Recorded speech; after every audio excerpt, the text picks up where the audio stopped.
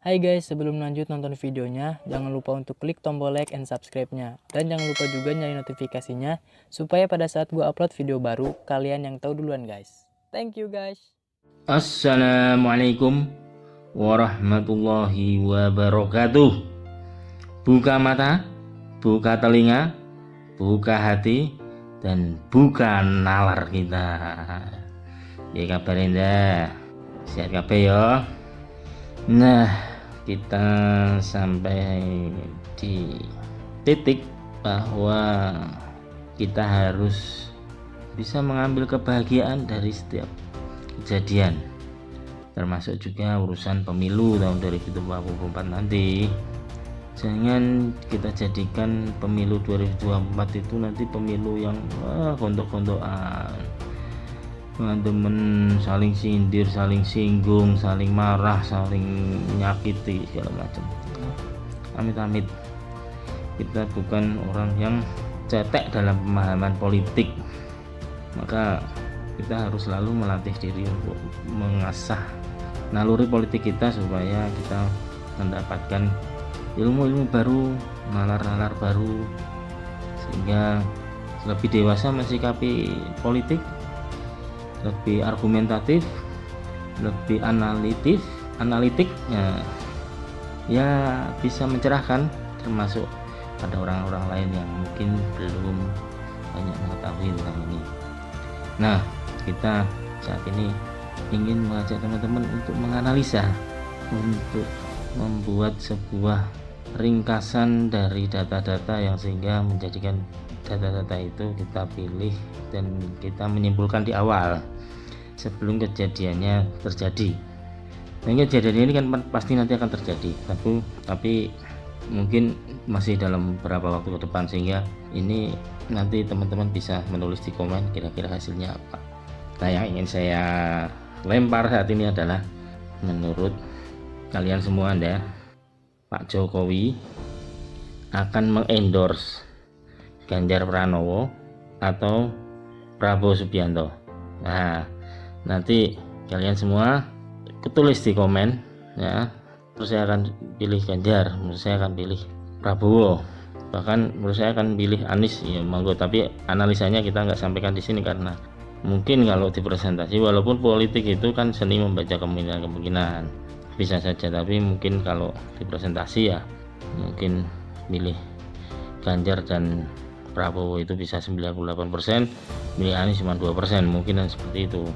Nah, ini saya mau ngajak semua kalian semua untuk benar-benar menganalisa dari kejadian-kejadian, dari bahasa tubuh Pak Jokowi, dari komunikasi politik Pak Jokowi, kira-kira nanti akan memilih siapa.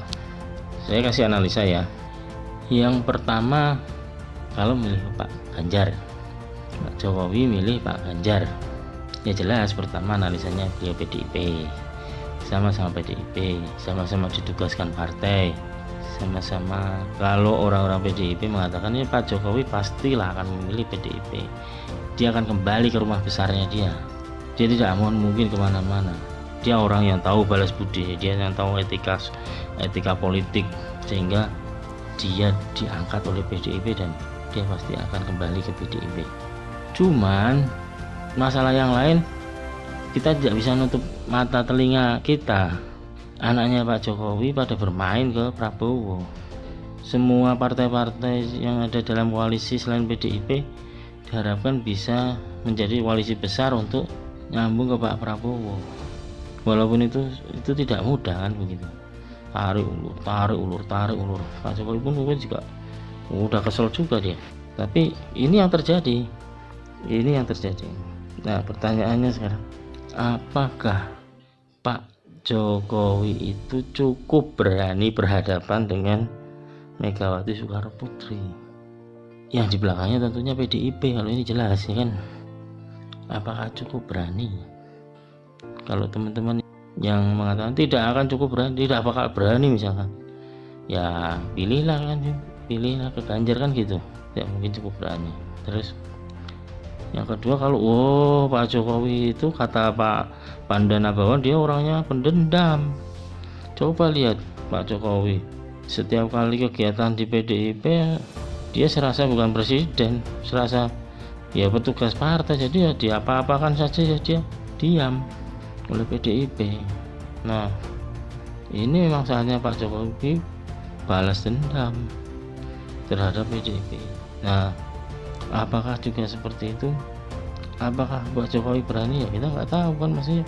Makanya analisa gitu teman-teman ini, kalian semua Anda ini yang perlu apa ya, coba kita analisa dan tulis hasilnya, tulis di komen. Apakah cukup berani atau ini, atau ada analisa yang lain juga, atau sebenarnya memang Pak Jokowi ini ditugaskan partai untuk semuanya melebur jadi satu ke PDIP. Presidennya bisa Ganjar Prabowo atau Prabowo Ganjar kan begitu. Ini hal-hal yang akan terjadi mungkin gitu. Kita analisa. Tapi tidak mungkin Pak Jokowi itu diam. Tidak mungkin Pak Jokowi terus udah diam, main aman, sebentar lagi jadi lemdak gitu kan. Kalau sudah ada presiden baru, walaupun dia belum dilantik kan sudah jadi lemdak, sudah ya istilahnya ya presiden delok maneh lengser gitu kan, kayak bebek lumpuh aja kan. Nah, kita perlu untuk menganalisa ini supaya kita ini tahu bahasa politik kayak apa, kita ini tahu trik politik kayak apa, sehingga kesana harusnya kita belajarnya kesana. Kalian semua tidak perlu menyaksikan atau tidak perlu takut atau apa, tapi intinya dari analisa yang kalian baca selama ini, bahasa tubuhnya Pak Jokowi atau segala macam, kira-kira akan lari kemana, itu saja. Nanti kita akan buktikan pada saatnya nanti dengan kita bikin konten baru. Nanti ya ternyata ada beberapa teman-teman dari yang komen ini ke Pak Jokowi, ya komen ke Pak Prabowo, ternyata misalkan pilihannya ke Pak Prabowo, ternyata yang benar teman ini kan analisa seperti ini misalkan. Nah teman-teman, saya tidak coba untuk mengarahkan pilihan teman-teman, tapi ini salah satu hal yang harus kita lakukan untuk kegembiraan dalam politik, kegembiraan dalam pemilu 2024 ya teman-teman. Jangan lupa tulis komen. Sampai kapanpun kita tetap syukuri perbedaan dan selalu ikhtiarkan persatuan. Terima kasih. Assalamualaikum warahmatullahi wabarakatuh.